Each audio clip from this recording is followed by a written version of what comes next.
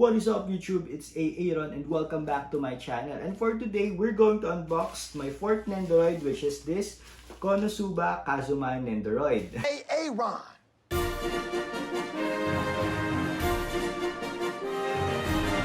Again, welcome back to the vlog where I mainly talk about my current hobby, which is cycling or biking, and my collection of shoes, which are on the other side, and toys. Now, as I've said earlier, this is just my fourth Nendoroid and actually the second one that I will unbox. I just started collecting or have an interest with Nendoroids I think around 2 weeks ago because I saw these figures which are the Aqua and the Megumin Nendoroids and I just immediately fell in love with them. So from the set, the first ones that I bought were the Aqua and the Darkness Nendoroids because they are much easier to find and much closer to the suggested retail price than these two. And I think the reason why is that if I remember correctly, there are second releases for this. So there are much more stocks in the market. So yeah, I got this the day after I started to have an interest with the Konosuba Nendoroids.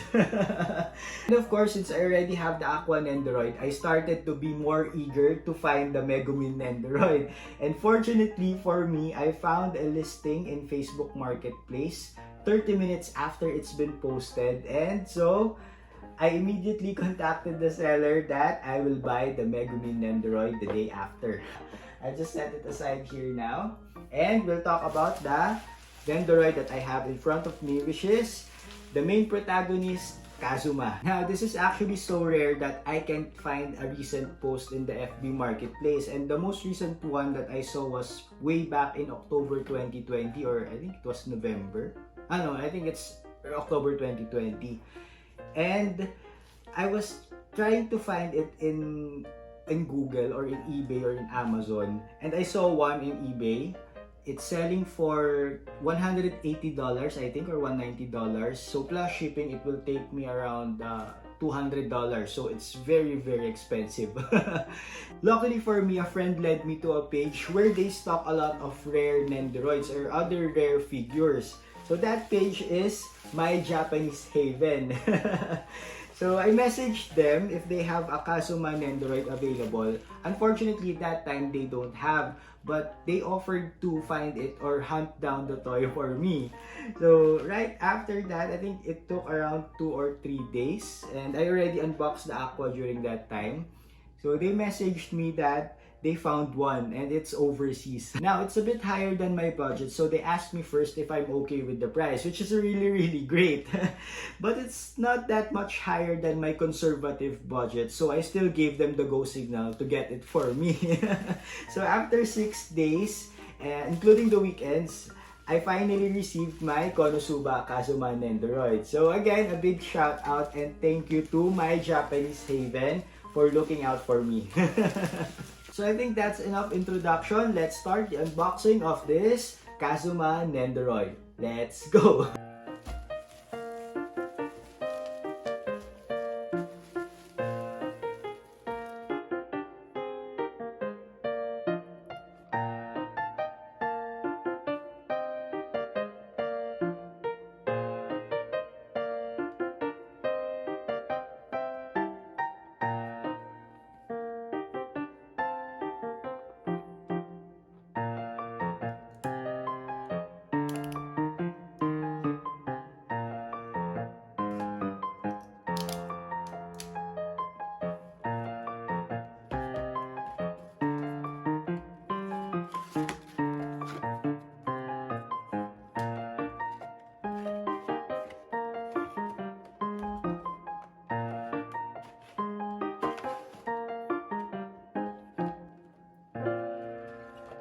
Whoa, that really looks great.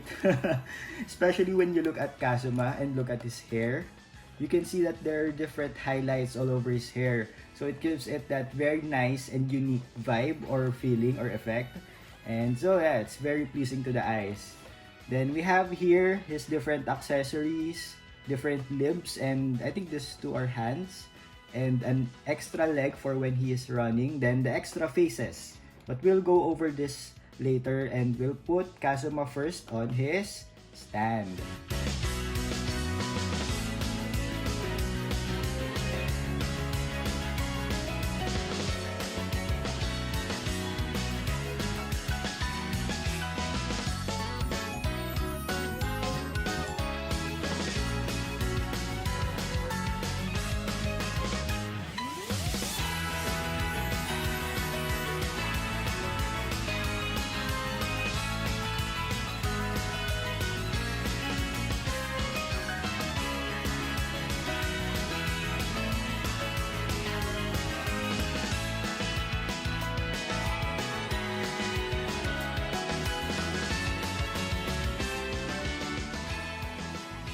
So I already set up Kazuma on his stand, and also Aqua is here to support him or borrow money from him.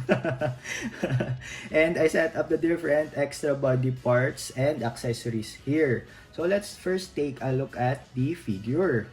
You can see that Kazuma is wearing his adventurer's outfit, which he started wearing, I think, at the start of the second episode, or I think within the second episode. I would have wanted to get the extra good Smile Company accessory, which is his jacket, but I'll just try to find that one. Hopefully someone is selling it separately on eBay or somewhere here in the Philippines. I try to look for it in maybe Green Hills. But anyways, he's also wearing a cape.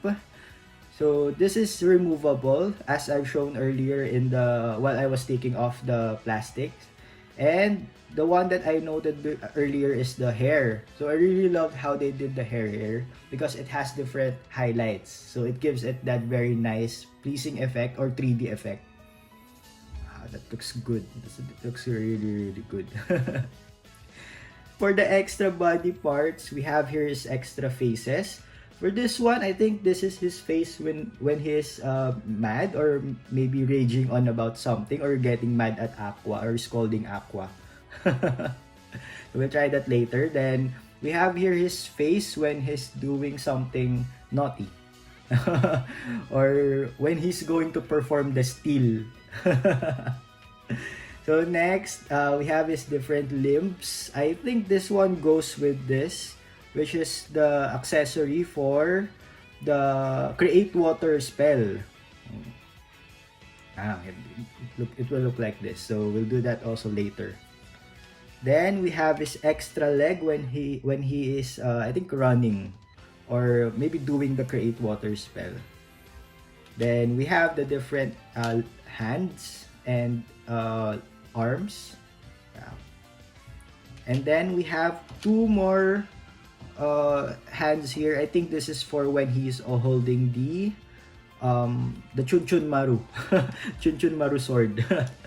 So speaking of, this is the Chun Chun Maru sword. The very, very short Chun Chun Maru sword. Nice.